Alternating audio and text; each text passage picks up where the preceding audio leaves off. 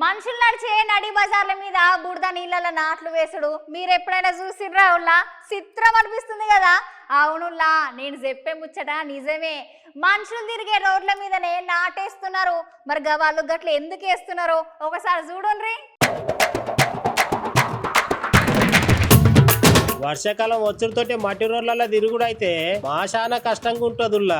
ఆ బురదతోటి రోడ్ల మీద గుంతలు పడుకుంటా సైకిళ్లు బండ్లు ఏం పోకుంటా మస్తు ఇసుగా అనిపిస్తది కానుల్లా. అయితే వికారాబాద్ జిల్లా పరిగి మున్సిపాలిటీలో కూడా అచ్చంగా ఇట్లనే జరిగింది. అక్కడున్న 5వ వార్డులో రోడ్లు మొత్తం గుంతలమయమయ్యి వర్షం కొట్టుడుతోటే మస్తు బురద నీరు చేరి రాకపోకలు చేసేటోళ్లకు మస్తుగా ఇబ్బందులు అవుతున్నాయని అంటున్నారు అక్కడున్న స్థానికులు. ఇట్లయితే పని అవుతుందో లేదా అని గా బురద నీళ్ళలోనే వరి నాటుకుంటా వాళ్ళ నిరసనను వ్యక్తం చేస్తున్నారు.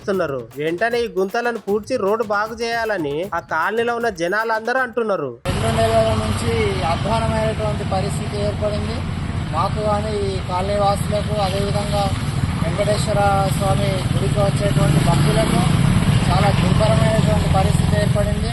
ఒక 2-3 సార్లు చిన్నపిల్లల్ని వేసుకొని స్కూల్కి పోయేటువంటి వాళ్ళు కూడా కింద పడ్డారు.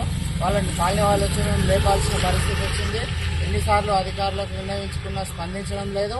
ఇప్పటికైనా స్పందించి వెంకటేశ్వర స్వామి రోడ్డుకు ఇక్కడ ఉన్నటువంటి అతి ముఖ్యమైనటువంటి స్కూల్స్ ఉన్నాయి. కాలనీవాసులకు అయితే మోరీ లేదు, ఇక్కడ రోడ్డు అసలే లేదు. ఈ గుంతలమయమైపోయినాయి. కార్లు రావడం లేదు, సైకిల్ మోటార్స్ రావడం లేదు. చిన్నపిల్లలు బయటికి వెళ్ళాలంటే పరిస్థితి దారుణంగా ఉంది. పాములు తిరుగుతున్నాయి, నీళ్ళలో నుంచి తేలు పోతున్నాయి.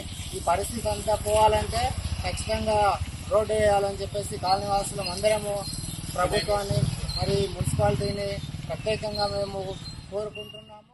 ప్రతి రోజు కూడా పిల్లలు పోవడం రావడం, స్కూల్కి వెళ్ళడం, వచ్చే వాళ్ళు అందరు కింద పడడం కానీ, బండ్లు స్కిట్ అయ్యి కింద పడిపోవడం కానీ జరుగుతుంది ఇక్కడ మొత్తము. ఈ నీళ్లు నిలవడం వల్ల దోమలు కూడా చాలా ఇదవుతున్నాయి. ఆ మోరి నీళ్లు కూడా మోరిలోకి వెళ్ళట్లేదు, మొత్తం రోడ్డు మీదే ఉంటున్నాయి. పట్టించుకునే నాదుడే లేడు మా గల్లీలో. వెంకటేశ్వర్ల గుడికి వెళ్తున్నారు, భక్తులు వస్తున్నారు, ప్రతి ఒక్క భక్తులు కూడా తిట్టుకుంటా పోతున్నాడు కానీ ఎవరు కూడా ఏంది అని అడిగేటోళ్ళే లేరు మా దగ్గర.